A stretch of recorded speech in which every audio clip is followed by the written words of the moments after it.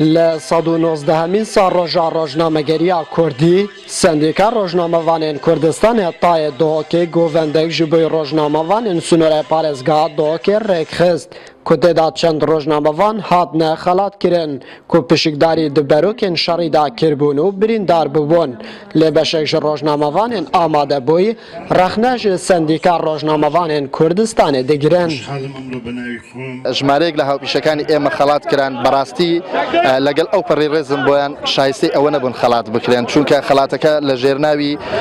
برینداربوونی شەڕی داعش بوو دیارە بەشێک لایەن بریندار بوون بە فعلی بریندار بوون لە کاتی ڕۆماڵی سەرکەوتنەکانی هێزی پێشمەرگی کوردستان بەڵام کەسانێکیش لەنێو ئەو ڕۆژنامەنووسانە لەنێو هاوپیشەکانمان خەڵات کران من بە تەحەداوە دەڵێم ڕەنگە هیچ کام لە سەنگەرەکانی هێزی پێشمەرگی کوردستانیان نەبینی بێتن. بەشێک ji rojnamevanên ku li Sunûrê Parêzgeha dohokê li dezgehên cuda cuda kar dikin, karkirin di buarê ragihandinê da û derbirîna azadiyê li devera badînan bi giştî û li qezayan bi taybetî bi zehmet dibînin û daxwaz dikin ku rewşa medyayê baştir lê bihête kirin. گیری ئەوە نەدانا زانیاریان یان جی محرومکردن هەندێک دەستگایان ڕاگەاندنی ji هەندێک جیهان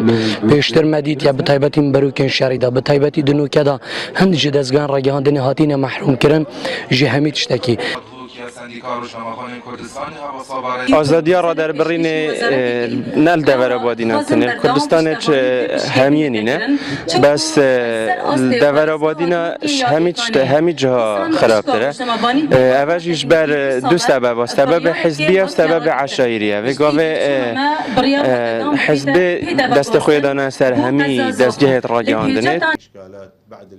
سندیکا rojnamevanên Kurdistanê radigihîne ku berdewam di bizav dane ew rêgirî û pêşelkariyên beramber rojnamevanan û dezgehên ragihandinê deyene kirin nemînît. هەموو مؤسسات حکومی و بزانی کاتێ ڕۆژنامەنووس دەچێتە مؤسسەیەک یا تەختەی خەبەرێک دەکاوە وەکو مۆزەفە لە ئەستای وەزیفەی خۆی بەڵام شتێکە شەیە کە دەبێ اعتراف بکەین ئێمە بەداخەوە ڕۆژنامەنووسانیش نەقسمان هەیە لە پرۆفشنالیت لە مەهەنیەت هەندێک زار مەوزوعەکان تێکەڵ دەکەین. هەرچەندە ڕاگەاندن bi deselata çarê dihête danan û çendîn dezgeh li Herêma Kurdistanê kar dikin lê ew cudahiya ku di navbera dezgeh û rojnamevanan ji layê kar bi destên hikûmetê ve dihêne kirin boya cihê dilgiraniya rojnamevanan û dibêjin yasaya Parlemana Kurdistanê hatiye binpêkirin. Ewa dibêjît hemû rojnamevan mafê bi destxistina zanyariyan hene.